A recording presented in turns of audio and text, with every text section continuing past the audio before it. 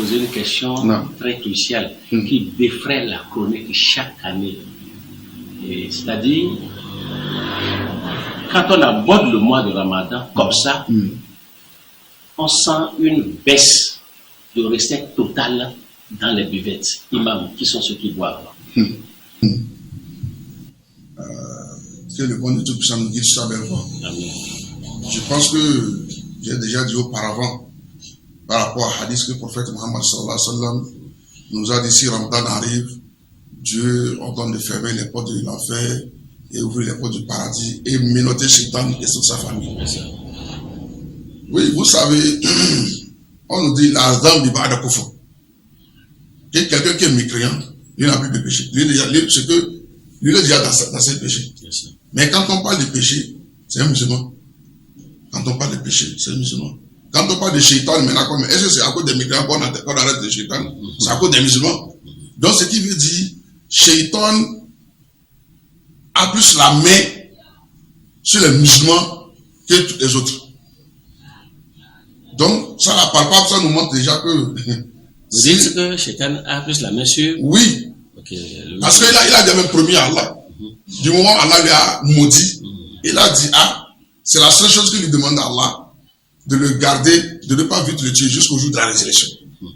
Et si Allah accepte que la place qu'il a gardée là, qu'il ne va pas rester seul là, lui, il aura sa part dans le fils d'Adam là, avec ceux qui lui vont rester dans l'enfer.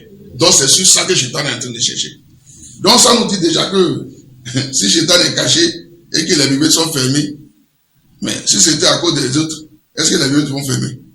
Ça ne va pas se fermer. Donc ce qui veut dire les plus pécheurs, c'est les musulmans. Donc ce qui est les plus buveurs, la majorité des buveurs sont parmi les musulmans. Car ne sais pas dit ça.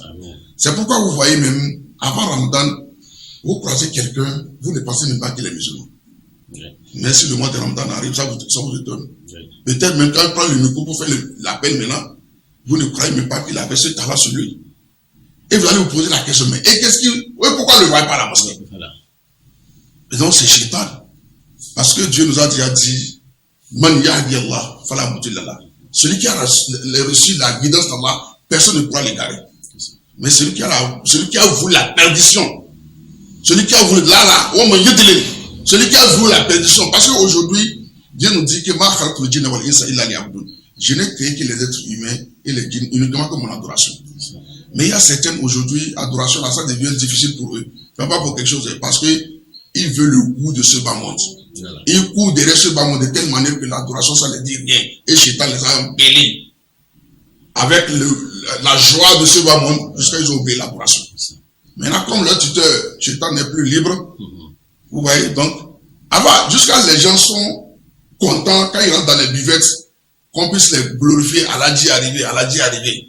Mais quand on parle d'Aladji qui est arrivé, le DJ qui dit Aladji est arrivé, il ne parle pas d'un non-musulman. C'est un musulman qui ne fréquente pas la mosquée, mais il fréquente des buvettes. Absolument. Vous voyez, donc c'est pourquoi nous remarquons que si ce genre de choses arrivent, mais il y a certains, par exemple, si ça arrive en même temps, les parents profitent à demander à Dieu, tel qu'il a commencé par mettre pied à la mosquée, que Dieu fasse que cela soit que ça soit toujours comme ça. Que ça soit toujours comme ça. Voilà. Et il y a pour certains, ça accepte. Oui, ça accepte. Après même le Ramadan, tu ne vas plus dans les buvettes. Donc voilà à peu près ce qu'on peut dire. Si on remarque que c'est comme ça, donc on comprend déjà que c'est parmi dans notre rang qu'il y a beaucoup de viveurs. Voilà. Car nous parlons. Merci.